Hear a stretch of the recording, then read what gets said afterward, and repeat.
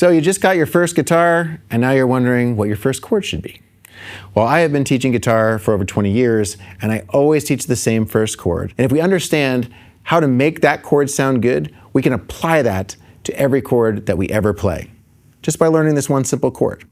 It's called an A2, and it's going to sound like this. It's pretty, isn't it? And you'll notice I'm only using a couple fingers, and I'm just going to show you how to do it.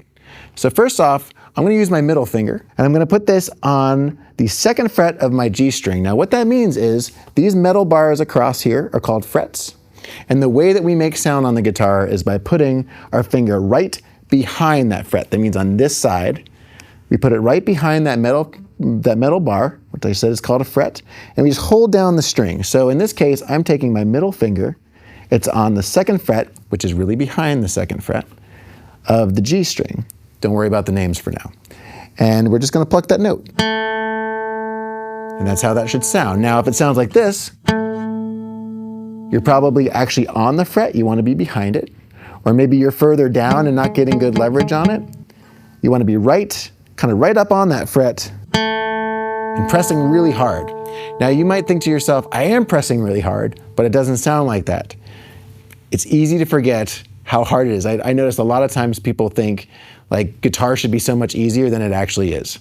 So give it all you got, press harder than you think you should, and you should be able to get that sound. Now we're going to add to that chord with our pointer finger, and you're going to put that right next to your middle finger. So you're going to be on what's called the D string. Now you'll notice I can't get up to this close, right? But I'm going to get as close as I can to also be on that second fret and get that sound. Now, if it doesn't sustain, chances are you're not holding it down long enough. If you're kind of getting that, you want to make sure that you're getting good hold out of all those. Now we're going to strum the whole chord in what we'll call an arpeggio. An arpeggio just means that we're playing the chord, but with single notes, so one note at a time. So it should sound like this. We're going to start on this open string, our open A. Now, chances are if this is your first chord, it sounded something more like this. Okay, so we want to make sure that we get it sounding really good. And so what that means is if we're getting this kind of a note on these higher ones, chances are we're laying our hand down. We want to keep our hand curved with our fingers curved and our hand off of those notes so that each one of those notes can ring out. And then for this chord, like I said, we just start with our open A.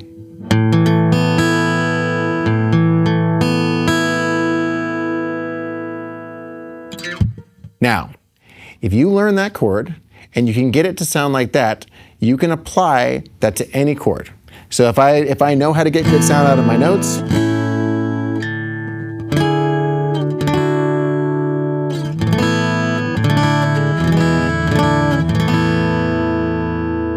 I'm able to troubleshoot any chord. I can look at any chord diagram and actually play it and have it sound really good. So that's it. That's your first chord, that's your A2, and you know what? Your fingers might really hurt right now just from pressing those two strings. And I want to let you know, if they hurt, that's a good thing. That means you're pressing hard, and as you get stronger and develop calluses, that pain will go away, and you'll be able to apply this on every chord you play. So let us know in the comment section, how hard was it? Give me a scale of 1 to 10. What kind of pain are you in right now? Make sure to like and subscribe, and ring the bell to be notified when we post the next video like this. Hope to see you soon.